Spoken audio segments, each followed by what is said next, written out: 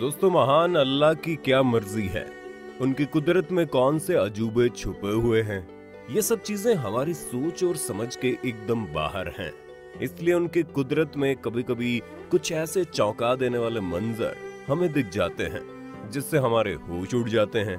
और आज के वीडियो में भी हम आपको ऐसे ही मंजर के बारे में बताने जा रहे हैं जिसे जानने के बाद आपके पैरों तले जमीन खिसक जाएगी, क्योंकि किस्सा एक ऐसी माँ का है जिसने अपने कब्र में ही अपने संतान को जन्म दिया था और वो बच्चा अल्लाह के रहमो करम से बिल्कुल सही सलामत भी था। जी हाँ दोस्तों, ये किस्सा एक मरी हुई माँ का है जिसने अपने कब्र में अपने संतान को जन्म दिया था।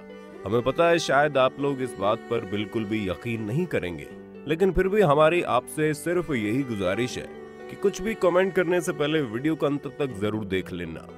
लेकिन उससे पहले जिन लोगों ने अभी तक हमारे चैनल को सब्सक्राइब नहीं किया है वो जल्दी से नीचे के सब्सक्राइब बटन को प्रेस करके इस चैनल को सब्सक्राइब जरूर कर लें और इसके साथ पास के बेल आइकन को जरूर प्रेस कर देना।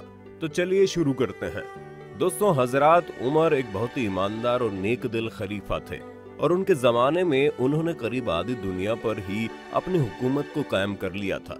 और अगर बात उनके साम्राज्य की करें तो ऐसा कहा जाता है उनके जैसा हुकूमत कयामत तक भी कोई बादशाह कायम नहीं कर पाएगा। एक दिन हजरत उमर अपने किसी काम से एक रास्ते से गुजर रहे थे और तभी अचानक उन्होंने देखा एक जगह पर एक पिता अपने पुत्र के साथ खड़ा है। उन दोनों को देखकर हजरत उमर बहुत ही ज्यादा चौंक गए, क्योंकि उस पिता का चेहरा अपने पुत्र के साथ एकदम मिलता जुलता था। पिता और पुत्र के चेहरे में इतनी ज्यादा मिलान उन्होंने पहले कभी नहीं देखा था। इसलिए वो उन दोनों के पास गए और उनसे बात करने की कोशिश की।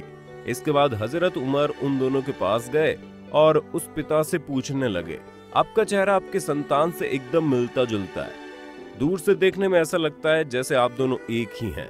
इसके पीछे क्या राज है, मुझे जानना है। ये बात सुनकर उस पिता ने हजरत उमर से कहा, मेरे इस संतान को मेरी बेगम ने अपने कब्र में जन्म दिया था। ये बात सुनकर हजरत उमर ने उनसे कहा, इस किस्से को मैं पूरा जानना चाहता हूँ। इसके बाद वो व्यक्ति कहने लगा, मैं एक सिपाही हूँ। एक बार मुझे जंग में हिस्सा लेने के लिए मेरे घर परिवार को छोड़कर जाना पड़ा। मैं जब अपने परिवार को छोड़कर जंग की मैदान की तरफ जा रहा था तो उस वक्त मेरी बेगम गर्भवती थी, लेकिन मेरे लिए उस जंग में हिस्सा लेना बहुत जरूरी था कि मुझे उसे अकेला छोड़कर ही जाना पड़ा। जाने से पहले मैंने महान अल्लाह से सिर्फ यही दुआ मांगी थी कि अल्लाह, अपनी गर्भवती बीवी को छोड़कर जंग की मैदान में जा रहा हूँ। मुझे ये पता भी नहीं है कि मैं वापस आऊंगा या नहीं। मैं दुआ आपसे सिर्फ यही मांगता हूँ कि मेरी गैर हाजिरी में मेरी बीवी और मेरे बच्चों को अपने हिफाजत में रखना। इसके बाद मैं जंग के मैदान की तरफ निकल पड़ा था। उधर मेरे जंग के मैदान में पहुंचते ही मेरी बीवी की तबीयत बहुत ज्यादा बिगड़ने लगी और धीरे धीरे उसकी तबीयत बिगड़ते बिगड़ते एक दिन वो इस दुनिया से गुजर गई। इसके बाद वहां के लोगों ने मेरी बीवी को मदीना शरीफ के जन्नतुल बाकी में दफना दिया। उस वक्त भी मेरी बीवी के पेट में पल रहा मेरा बच्चा जिंदा था, लेकिन उन लोगों को लगा कि मेरी बीवी के साथ साथ शायद वो बच्चा भी मर गया होगा। जंग के मैदान से लौटने के बाद जब मुझे पता चला कि मेरी बीवी अब इस दुनिया में नहीं है तो मैं बहुत ही ज्यादा दुखी हो गया। मैं फूट फूट कर रोने लग गया और खुद को बहुत ही ज्यादा अकेला महसूस कर रहा था। मुझे ऐसा लग रहा था कि मेरी बीवी के साथ साथ मेरे बच्चे की भी मौत हो गई। अगर वो भी जिंदा होता तो मुझे जीने का सहारा मिल जाता। इसके बाद मैं सीधे अपने कुछ करीबी दोस्तों के पास चला गया और उनके पास जाकर उनके साथ मेरे दुख दर्द को बांटने की कोशिश कर रहा था।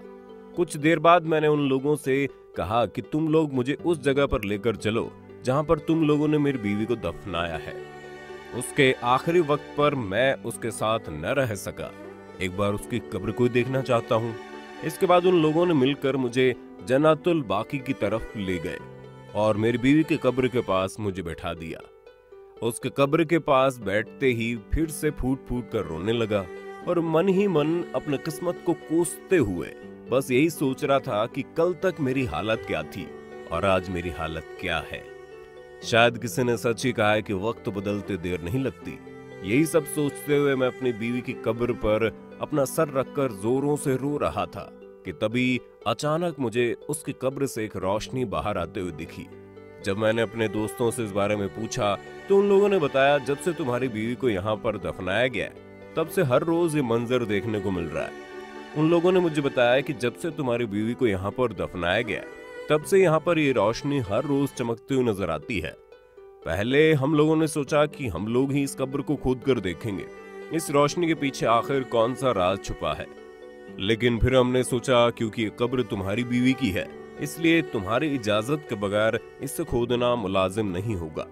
आज हम तुमसे बात बताने जा रहे थे कि उससे पहले ही तुमने खुद ही मंजर देख लिया। इसके बाद में भी उस रोशनी का राज जानने के लिए मैं बेचैन हो गया। फिर मैंने अपने सभी दोस्तों के साथ सलाह करके उस कब्र को खोदने का फैसला कर लिया था और उस कब्र को खोदने के लिए जरूरी सभी औजारों को लेकर फिर से जन्नतुल बाकी में पहुंच गया। लेकिन वहां पे पहुंचते ही मैंने देखा वो कब्र टूटा हुआ है और वहां पर एक खूबसूरत बच्चा सो रहा है। मैंने उस कब्र पे जाकर जब उस बच्चे को उठाया, तभी वहां पर अचानक से एक आवाज गूंजी और वो आवाज मुझसे कहने लगी कि हे अल्लाह के प्यारे बंदे, तुमने अपनी बीवी बच्चों को अल्लाह की हिफाजत में रखकर खुद जंग की मैदान पर चले गए, इसलिए अल्लाह ने तुम्हारे बच्चे की हिफाजत की है। इसके बाद वो आवाज फिर से मुझे कहने लगी, हे अल्लाह के प्यारे बंदे, तुम्हारी बीवी की मौत प्रकृति के नियमों के अनुसार हुई है, लेकिन उस दिन अपना नमाज अदा करते वक्त अगर तुमने अपनी बीवी के लिए भी थोड़ी और दुआ मांगी होती तो महान अल्लाह उसे भी अपनी हिफाजत में रख लेते। लेकिन उस दिन नमाज अदा करते वक्त तुमने ज्यादा ध्यान सिर्फ अपने बच्चे के ऊपर ही दिया था और तुम्हारी सोच में भी सबसे ज्यादा ख्याल सिर्फ तुम्हारे बच्चे के लिए आया था, इसलिए अल्लाह ने उसकी हिफाजत की और आज वो उसे तुम्हें सौंप रहे हैं। ये बात सुनकर मैंने अपने बच्चे को उस कब्र से उठा लिया और उसके चेहरे पर गौर फरमाते हुए फिर से चौंक गया, क्योंकि उसका चेहरा बिल्कुल मेरे चेहरे से मिलता जुलता था। तो देखा आपने दोस्तों, अल्लाह की कुदरत का करिश्मा हम सब की सोच और समझ के बिल्कुल परे है। अल्लाह से सिर्फ एक दुआ मांगने की बदौलत अल्लाह कैसे एक आदमी के बच्चे को कब्र में भी अपनी हिफाजत में रखता है। अब जरा आप सोचिए, कब्र में रहते वक्त उसे सांस लेने के लिए हवा कैसे मिल रही थी। भूख लगने पर उस बच्चे की भूख मिटाने के लिए कौन उसे खाना दे रहा था। प्यास लगने पर उस बच्चे की प्यास मिटाने के लिए कौन उसे पानी दे रहा था। इसका जवाब सिर्फ एक ही है, महान अल्लाह। इसलिए दोस्तों, अगर आपको भी कभी अपने किसी काम से अपने घर या परिवार से दूर जाना पड़े तो घर से निकलते वक्त दुआ जरूर पढ़ लेना और इसके साथ साथ अल्लाह से ये भी मांग लेना कि है अल्लाह, मेरी गैर हाजिरी में मेरे घर और मेरे परिवार को अपनी हिफाजत में रख लेना। तो दोस्तों, आज के लिए बस इतना ही। आज के वीडियो को लेकर आपकी क्या राय है कमेंट में बता सकते हो। अगर ये वीडियो पसंद आया तो इसे लाइक करने के साथ अपने दोस्तों में शेयर कर देना। अगर चैनल पर नए हैं तो चैनल को सब्सक्राइब भी कर देना।